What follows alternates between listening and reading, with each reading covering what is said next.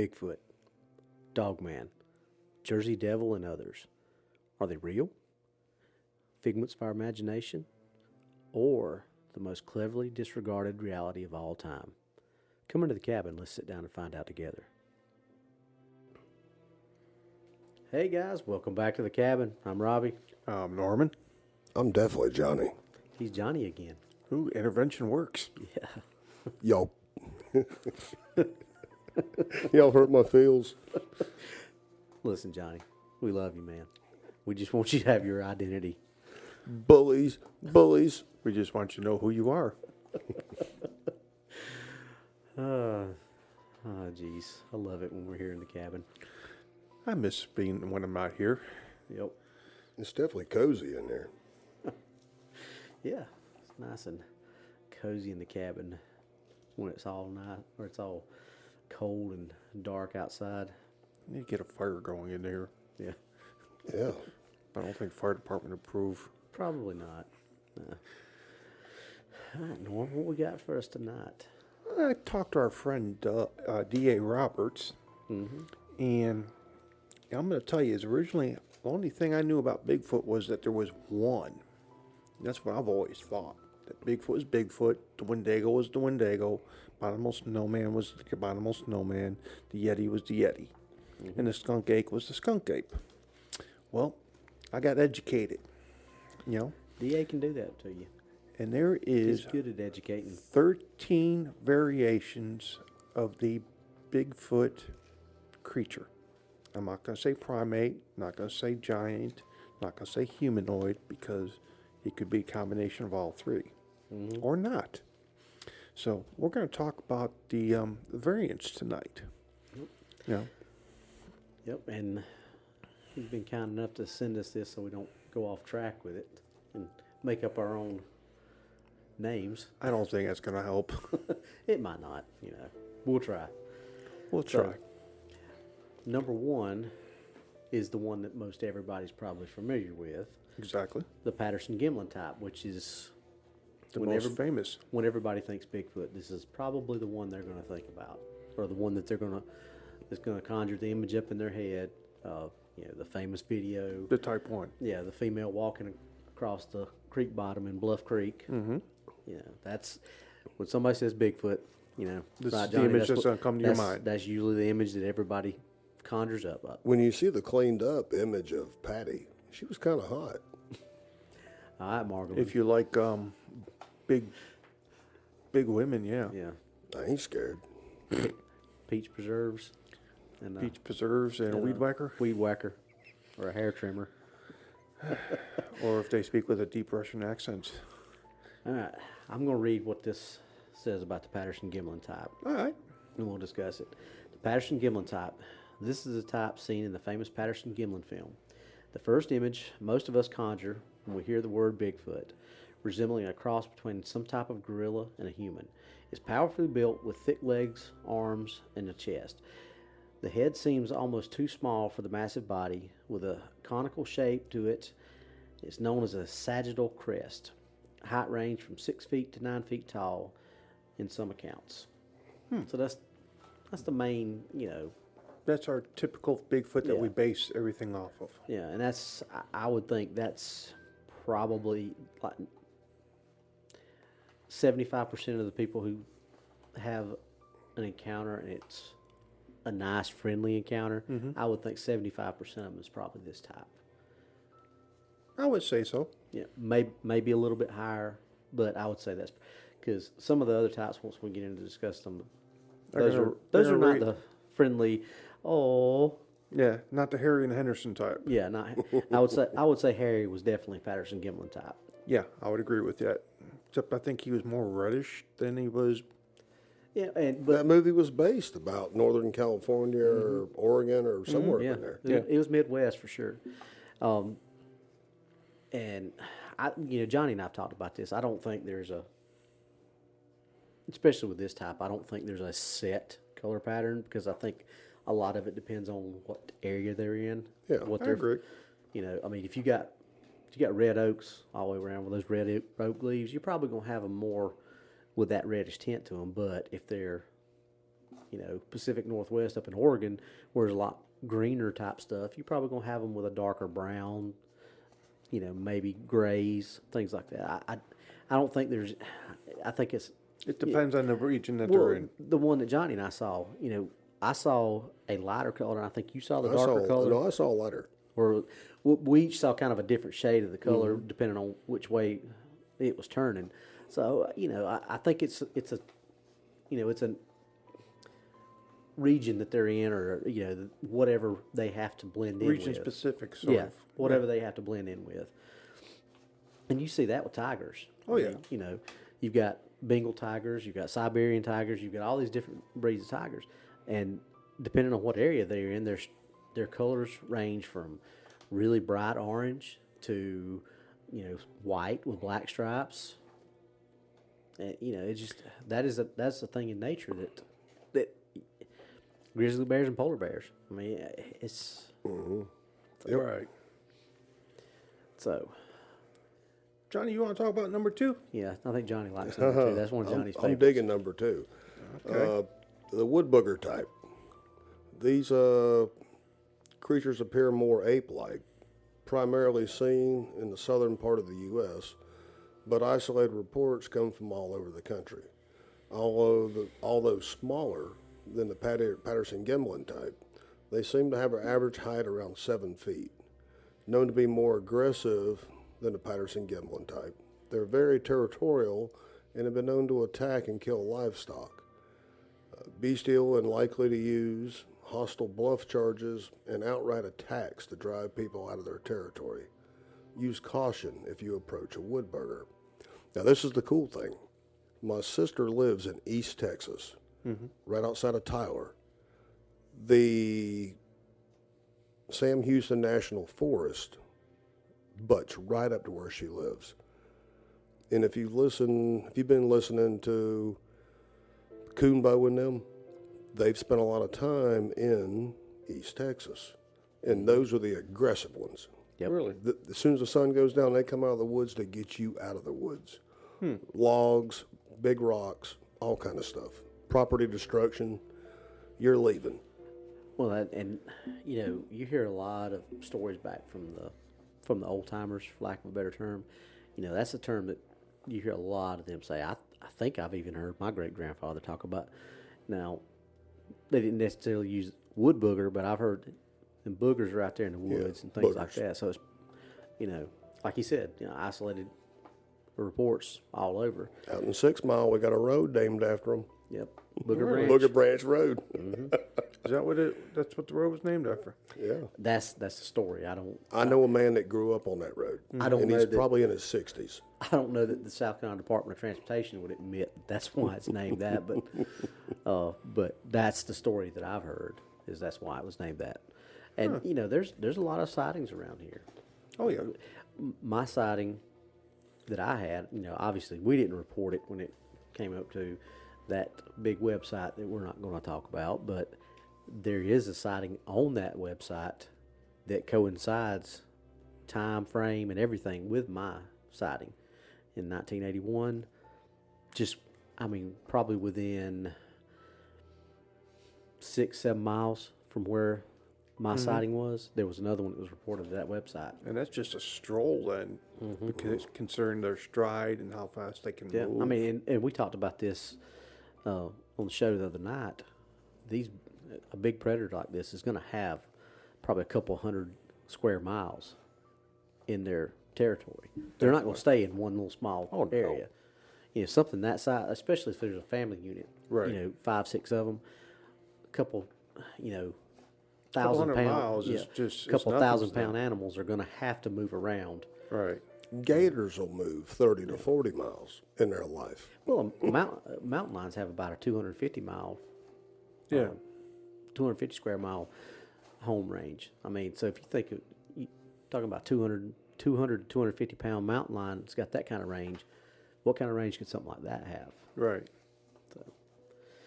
All right, All right. Here's you number get the prize. Number 3, the Gugwe. This one shows up in DA's book a good bit. These creatures are larger than the Patterson Gimlin type, averaging around 10 feet tall and thick with muscle. very aggressive. Tales of cannibal attacks from Bigfoot are likely a Gugwe. The name Gugwe means face eater. They differ from other types due to their pronounced snout, similar to a baboon or a mandrill. They have thick muscles and bone structure and will likely be unhurt or only angered by small caliber weapons.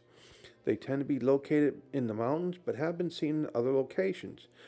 Reports indicate that their eyes glow red when reflecting light at night.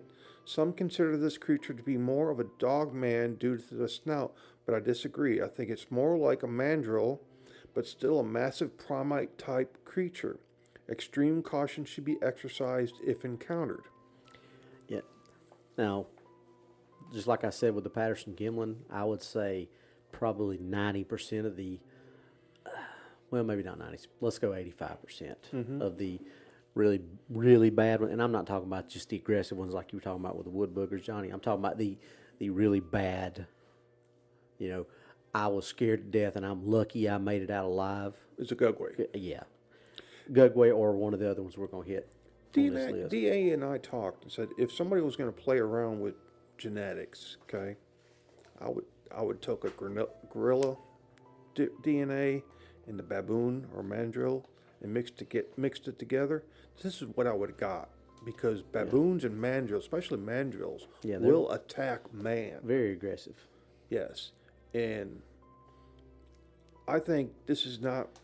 I have to lean away from the dog man and go more towards mandrill.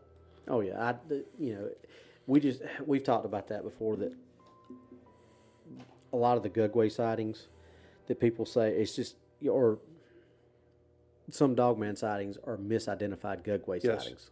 And see, believe it or not, the Arabs used mandrills as guard animals. That's how vicious they were. Yep. Wow. Yeah, so that's why I would say somebody play with genetics. If there was a genetic weapon out there, the Gugwe's it. But that's my opinion. Yeah. But I'll tell you what, after reading the description, especially the way that DA puts it out in his books, that's one thing I don't want to run into. Yeah, and I believe it doesn't say it on here, but I believe the Gugwe's are some of the ones that they claim have 3 toes. Yes, I think so. Yeah, because I think we've talked about that a few times. When somebody said something on one of our things, oh, I only see 3 toes, and I said, don't be telling me there's only 3 toes because we're out of here if that's the case. All right, go on to the next one, which is the relic hominid. While being close to the same size as the Patterson Gimlin Bigfoot, it more resembles a relic human than a gorilla, possibly a relic population of Neanderthal, Homo habilis, Cro-Magnon, or Homo heidelbergensis.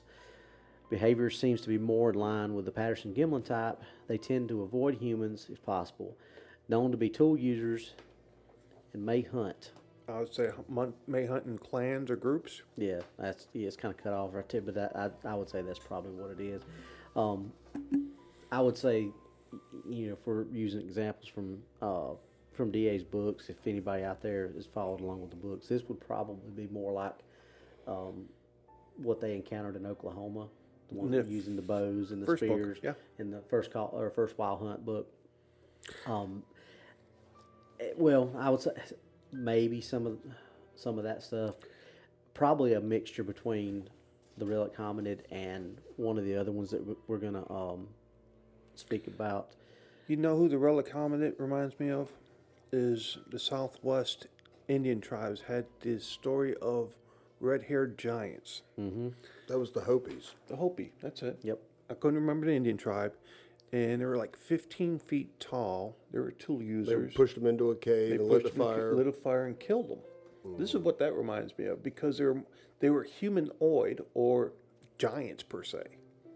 And there was a recent documentary I watched about a gentleman trying to get a second sighting on a Bigfoot up in northwest Washington State, Vancouver area, and he got scabbed.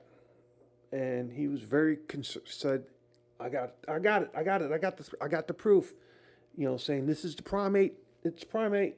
Well, it turned out to be a unknown humanoid scab. and COVID hit around that time, so they were unable to process further into the investigation. So, How convenient. It's always that way, ain't it? but relic humanoids makes me think is like I say, the very possibility that there is still, because the thing they mentioned was an unknown tribe still existing out in the woods.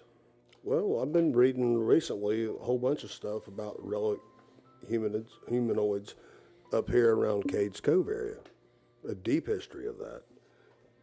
And, people are speculating, but they say maybe they drew back from society. They saw the corruption. They just went back feral. Mm-hmm. Yeah, So that's like the feral people. The same thing, where people say that all Bigfoot is feral people that have shunned society and have gone out and become just wild again. where do I sign up? Yeah. Well, I can shun the society. I don't know if I want to go out there and not shower and shave. Yeah, well, I mean, there's pros and cons to that. I mean, if you're going to live in thing, then you're looking at the interbreeding. That was one of the other things that the scientist brought up when he was talking to this this hunter person that was I don't want to call him a hunter, but the person that was looking for Bigfoot there was a lot of interbreeding that was found in the DNA samples. Yeah. Well, I mean, if you're only in a small group like that, that's what's going to happen. So, Yeah. Hi, Johnny. You want to take us to number 5? Oh my, the Wendigo. There are certain tribes in the far north that relate to a type of Bigfoot, to the Wendigo legend. These creatures are pure carnivores, hunting anything they want, as they are at the top of the food chain in their ecosystem. Similar to the temperament of the Gugwe, they should be considered extremely dangerous. Would be very difficult to successfully engage one, and far less likely that you would be able to kill it without heavy weapons capable of inflicting considerable damage. They've been reported in the over 12-foot range. Likely they are bigger due to adapting to their colder environments, much like the polar bear is much larger than his cousins. Yeah, that's why they invented the SOCOM. Yep. Very, very true. Didn't Doc Carey, have a run-in with a Wendigo in Colorado area? Yeah, I think his snowmobile had sex with it. I want to understand. I don't mean to laugh, but no, I don't think the snowmobile had sex with it. I think it was having angry sex with his snowmobile. The snowmobile was definitely not on top. No. Or it didn't come out on top. No. Either or. I mean, in all humor, the snowmobile was destroyed by a Wendigo. Yep. Since Doc's not here, I'll say it. Damn satellites. But there was a Wendigo-type creature had destroyed Doc Carey's snowmobile a few years ago. And it's a matter of a joke now among his friends and readers that read DA's books. Mm-hmm. But I have to disagree about it being like a Bigfoot creature. To me, it's more like a primal evil demon per se. But that's my opinion. Well, I mean, the Wendigo itself, yes, you're right. But I think what DA is talking about here is there's some Native American tribes, and I think some of those that are up in the Canada region. Some of their Bigfoot creatures they equate to having the same characteristics, ferocity, characteristics, aspects. Of Wendigo. So I don't think that these are. I can go with that. Yeah, I don't think it's not the Wendigo, the spirit of the Wendigo, or it's like a baby, like a baby clone. Yeah, I think it's just a Bigfoot that is like really aggressive, and it's like Da says, this is not an end all be all list. Oh, of course not. This is just something that he's compiled for his books, and right. It's It's also interesting to talk about. Yeah, and it's a great starting point, and it gives the main ones. But some of these, may even be the same type that we're talking about, and it's just one tribe over here calls it one thing, and the other tribe over here calls it another. Regional differences. Exactly. Yeah, I can go with that. Because I'm not saying I'm right or wrong. I just Yeah, right, and like like we always say on DX Machina, and like we say on this show, none of us are experts. This is all speculation and conjecture. This is just three of us sitting around. DA's went and put a lot of time and effort into compiling these lists, and but he'll be the first one to tell you that nothing that Is any of us says conclusive. is 100% truth. We have opinions until some of these things are actually brought in. Nobody's going to know for sure. So this is Right. This is Until we bring in the body. yeah. Gotcha. Yeah, until that, this is all just Conjecture. yeah, exactly. Speculation and conjecture. Oh, I guess it's my turn. Yep. Number 6. Excuse me while I brutally murder this word. The Jinoska. Pretty close. Jinoskawa. Pretty close. Jinoska. Also called the Rock Man by Native Americans. This creature may simply be another type of Bigfoot that has learned an interesting way to avoid being injured by projectiles. It is said that this type will coat themselves with tree sap and then roll in river rocks to give themselves a form of rock armor. This would make damaging one difficult without a powerful firearm. It's larger than the Patterson Gimlin type and as well as bulkier. Reported to twist the heads from their kills, including humans, definitely to be considered dangerous and to be avoided if possible. Well, that's interesting. I never heard of that one. Yeah, we did a show on it the other night with Brian Paul Tremblay, and this is another one that, depending on where you're at, it could be called one of the other.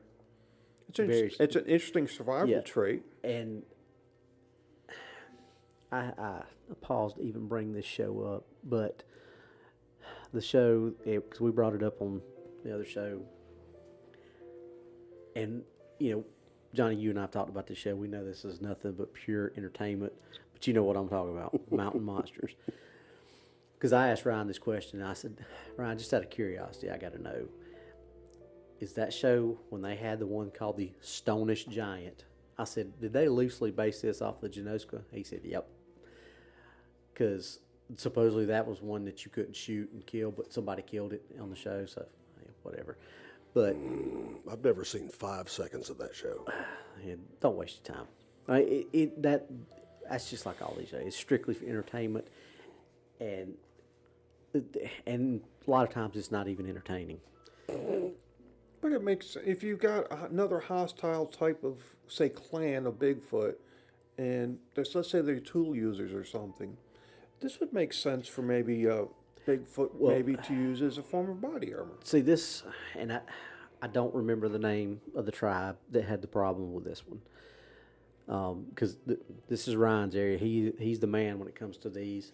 But there was a specific Native American tribe, one of the First Nations tribe, that had basically had a blood feud going with these Jinoska, and they couldn't take them out with their bows and spears and stuff. So when they started trading with the white man and got Rifles. Got the boomsticks, yeah. Yeah, they actually hunted these things almost to extinction.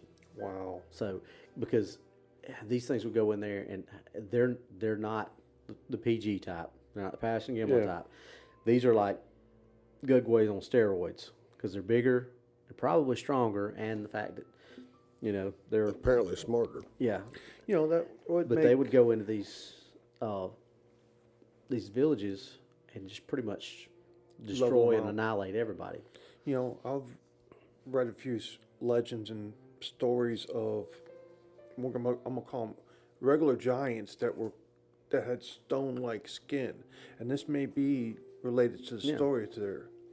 I'm really liking that last line. They're definitely considered dangerous and to be avoided if possible. If you can see rocks stuck on that critter, You're too close. Yeah. But yeah, the Jinoska is definitely one that you don't want to be around because, like it says right here, it likes to twist people's heads off, and that's that's what it was doing, and that's why they pretty much hunted it almost to extinction. But according to Ryan, there's still a lot of, and this may be like the Mogollon monster in the up in Arizona. Yeah. This may be what that one is related to. Not related to, but Similar. attributed. Okay. That's the word I was I trying to wish find. there was more pictures of that. Yep. So I guess it's my turn on this. Yes, next sir, one. it is. And this next one is the Ohio Grassman or Momo the Monster.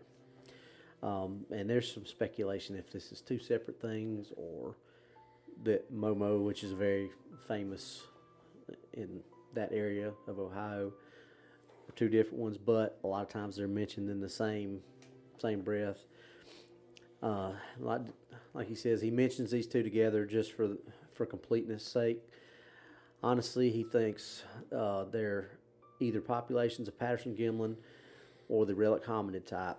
Both have some odd behaviors that set them apart from your typical Bigfoot or typical Patterson Gimlin Bigfoot, but they could be environmental adaptations to the area they're in.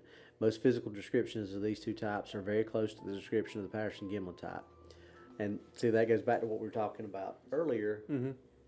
A lot of these, just like the Honey Island Swamp Monster, I don't know if that's on here or not. No. But There's not even a skunk ache listed there. But So the Honey Island Swamp Monster could be, or let's just do one of the most famous ones, the Fouke Monster. the who? The Fouke Monster from Arkansas. Fouke, Arkansas. You've seen Boggy Creek, Creek. right? Yeah. Legend of Boggy Creek. That's the Fouke Monster. Oh, okay. But there's no specific type that's listed on there for that one. So I got you. yeah, people are going to call stuff what they want. What's the one in Local the white? names. I think it was in maybe the White Plains Monster or the something muddy. I just watched a Big documentary on it.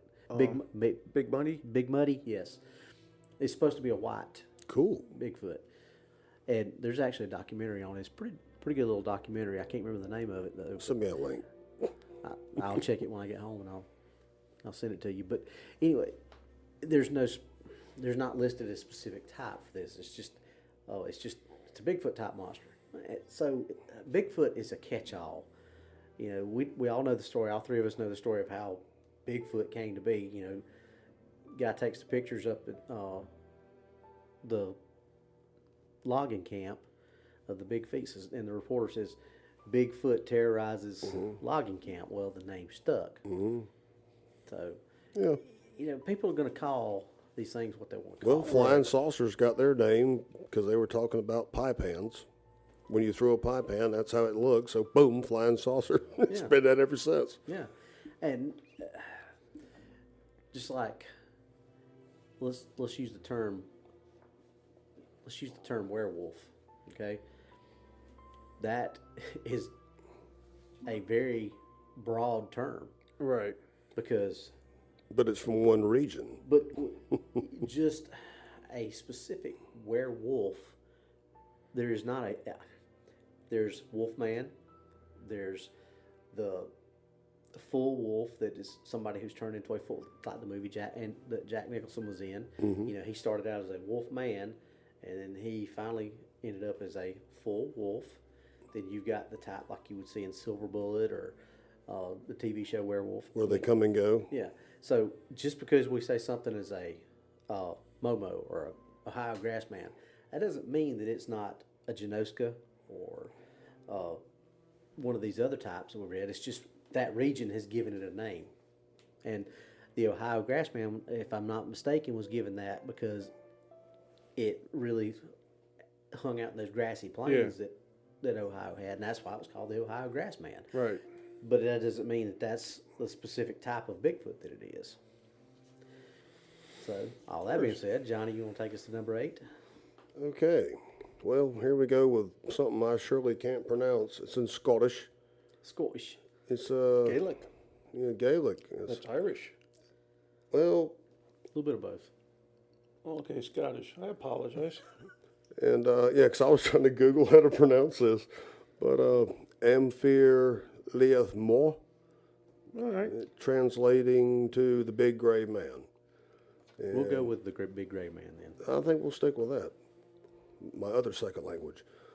Haunting the summit of Ben McDewey, the highest peak in, good God, Carnarvon's.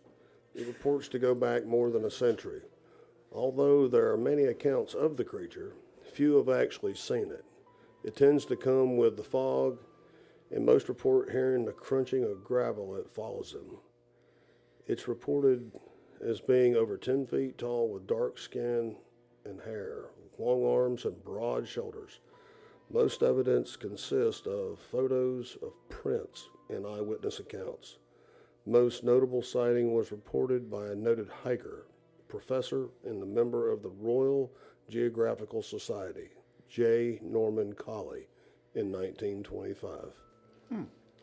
Interesting. That's new to me. Yeah, I hadn't. Never heard of it. I guess they don't have a lot of sightings of it. Yeah, I would say that's probably, you know. I think Loch Nessing outranks it. Well, that's, that's like seeing the Fouke monster versus seeing a skunk ape. Mm-hmm. Yeah. Fouke monster is really popular. That's that's what everybody talks about in that general area. Of course, the Legend of Boggy Creek probably had a lot to do with that. Mm-hmm. I don't know that there was a skunk ape movie like there was about. But here's the thing, like we just said, the Fouke monster could have been a skunk ape. Because they talk about it in the movie about how bad it smelled. Yeah. So it just depends on the area. Yeah, yeah. And if you listen to your woo-woo people, that smell comes from the portal. I think the smell comes from the fact that they don't. Just bathing. They're always jumping in the water and getting wet and that wet dog smell. Nothing better than wet dog and feces. Mm-hmm. And rotten meat and things like that. All right, number 9. This is a nice one. I spent some time over there, so this is going to fit in for me. The Dev. This type is seen in arid climates of the Middle East, ranging from Turkey through Saudi Arabia. They are claimed to be a type of devil or djinn, but physical descriptions resemble a Bigfoot, ranging around 7 feet tall and known to have glowing eyes when seen at night. Oh.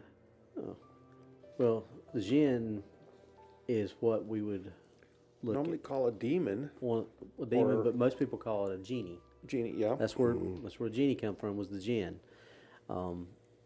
So the area, different regions, different things, but a lot of times things get lumped into one category or another.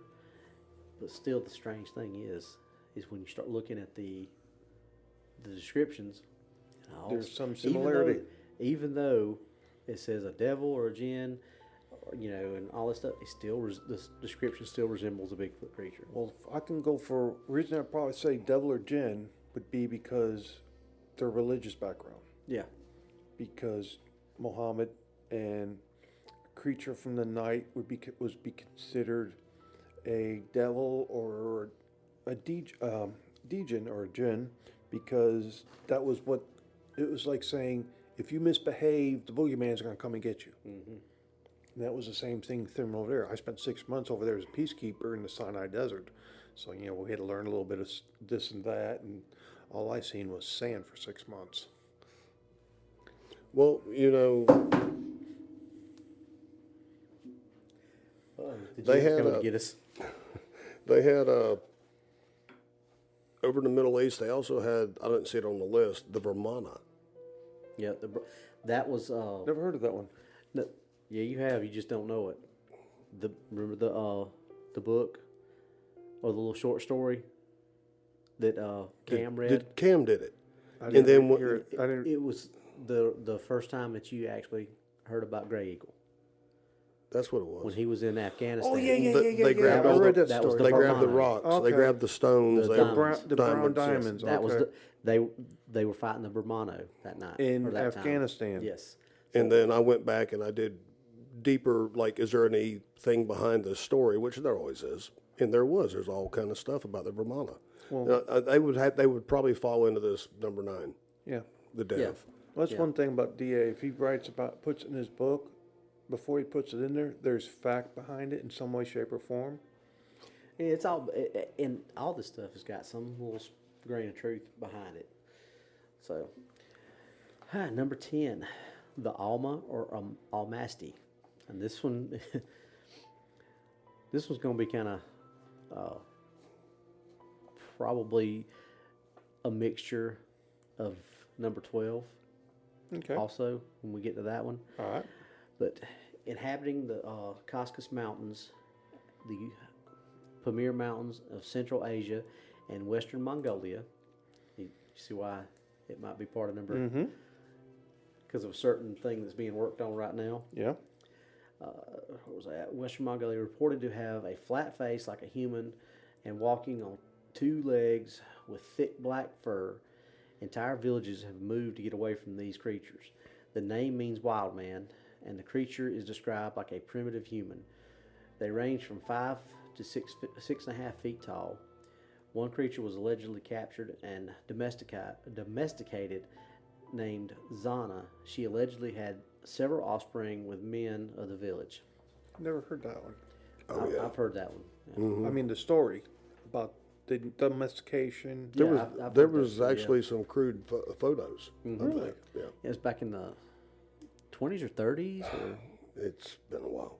Now, I've heard about the hand and the scalp being in From the Himalayas. yeah, that's Himalayas. That goes that. They stole goes that into from the- that church or Yeah. temple. in the Buddhist Temple. temple. You know.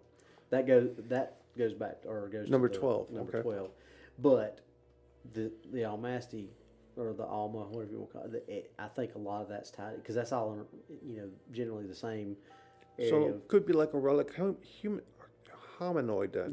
Yeah. This and there again, this is region like we've been talking about. We've kind of been beating that dead horse all night on this one, but Right. it's different regions calling Right. some things that are similar different things. Interesting. I might have to look that one up. Mm-hmm. Johnny, we'll hit number 11. Oh my! The Yeren, known as the Chinese Bigfoot or the Chinese Wild Man. This creature lives in the mountains of China and is reported as slightly smaller than the Patterson Gimlin type.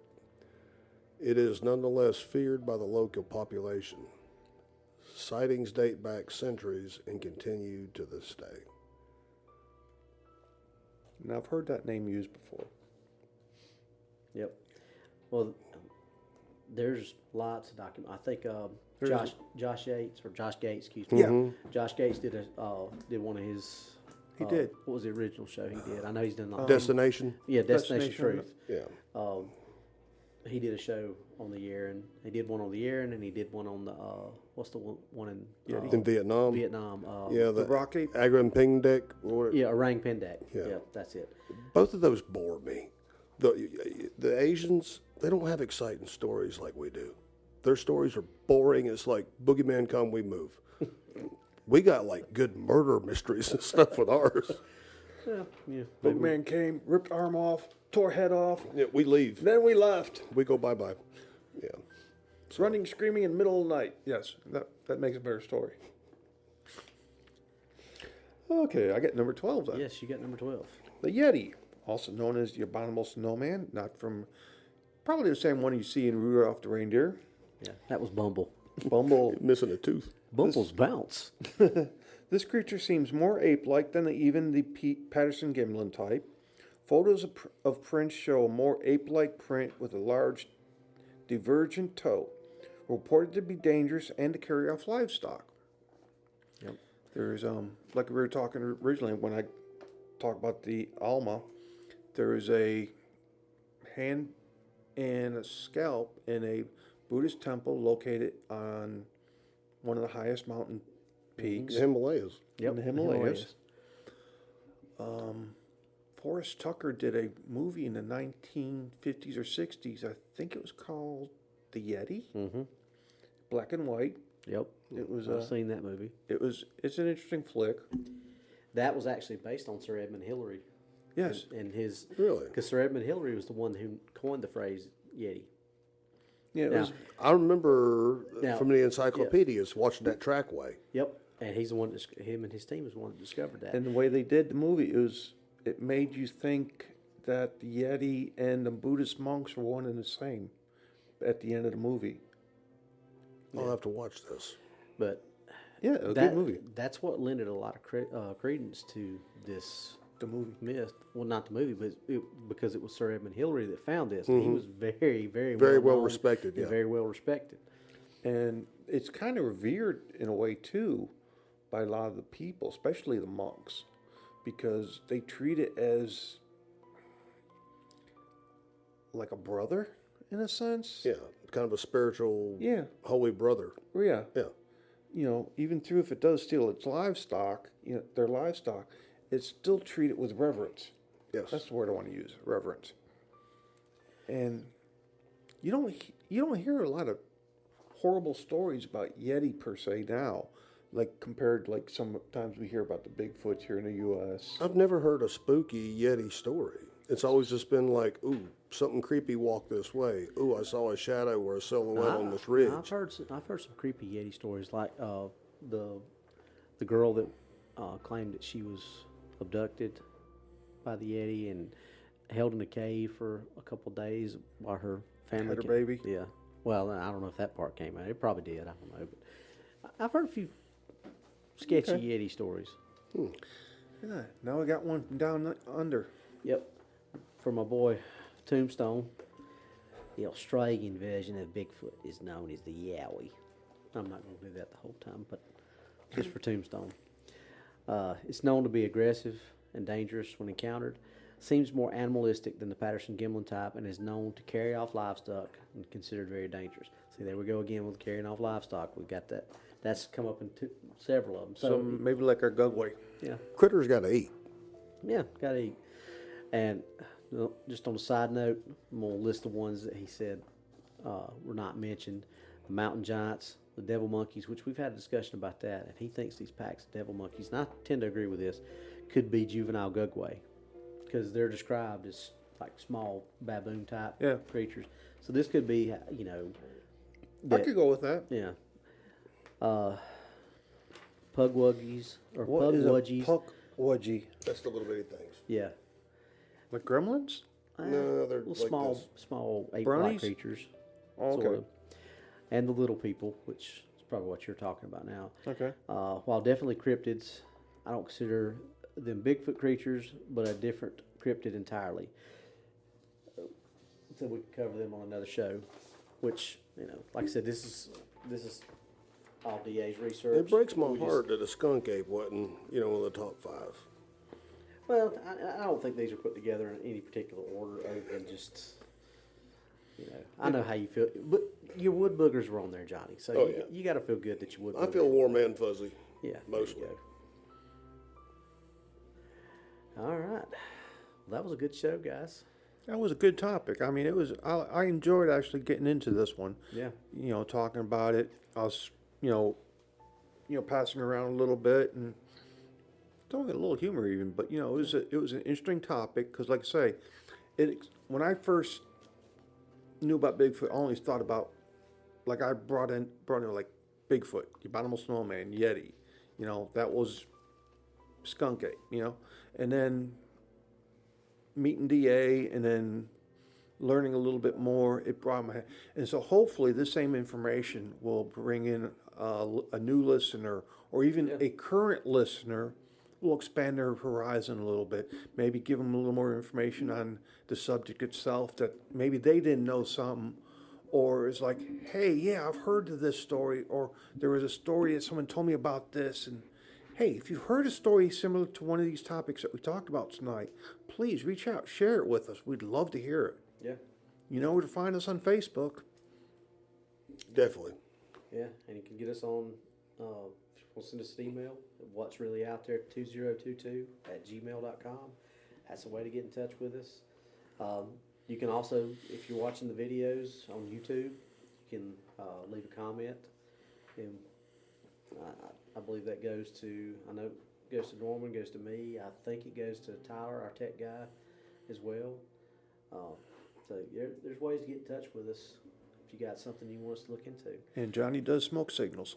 Yeah, the Yes. smoke signals are Johnny. Telegram, telegraph, tell an eagle. I'll find out. Tell a stripper. Tell a Johnny. What? All right, well, I think that's all we got for tonight's show, guys. Norm, got anything? If you need us and you want to reach out about a story, incident, you want to talk to somebody, or just need some help, reach out to us at Facebook on What's Really Out There, and we're here for you in some way, shape, or form. Okay? Johnny? I'm good. All right, guys. Well, we'll see you next time in the cabin. Have a good night. Night all. Have a good Thanksgiving. Yes. Turkey Day.